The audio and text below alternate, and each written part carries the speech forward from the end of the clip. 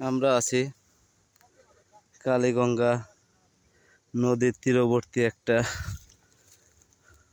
জঙ্গলে। ওই সামনে দেখা যাচ্ছে একটা পাখির বাসা।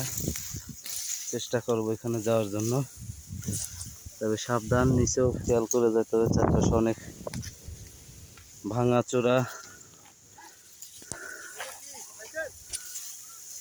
যাচ্ছি, অনেক কষ্ট করে যাচ্ছি ভাই।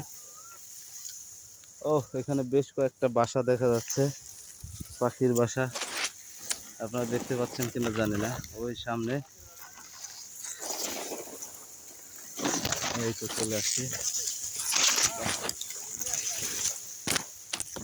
এই দেখেন পাখির বাসায় কত সুন্দর কারুকার্য, আসলে না দেখলে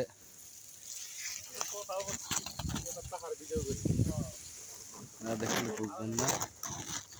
অবশ্য পাখির বাসার ভিতরে পাখি নাই, আর কিছু নাই। দেখতে পাচ্ছি আমরা পাহাড়ের নিচে।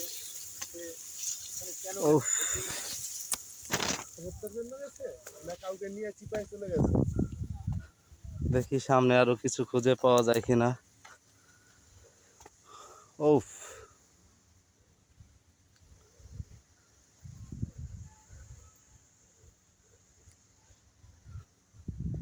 আপনারা প্রাকৃতিক দৃশ্যটা দেখতে পাচ্ছেন।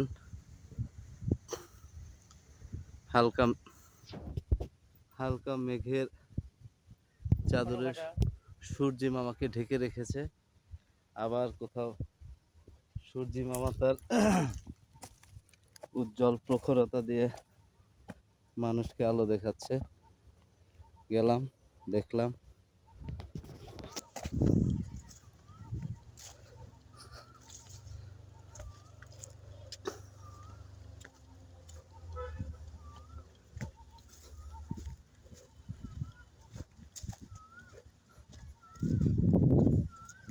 এখানে এক দাদা আছে।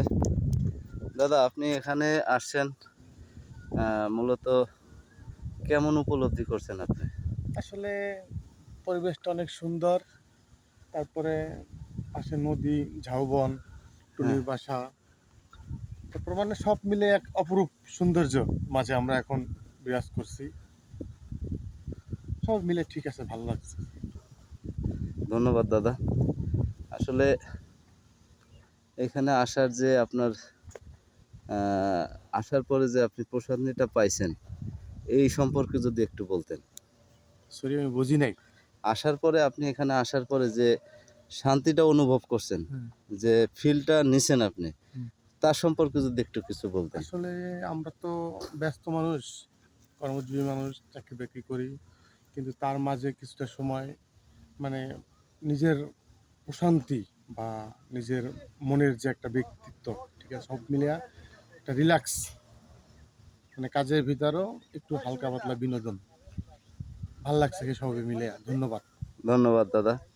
দেখেন, এদেরকে জিজ্ঞেস করেন।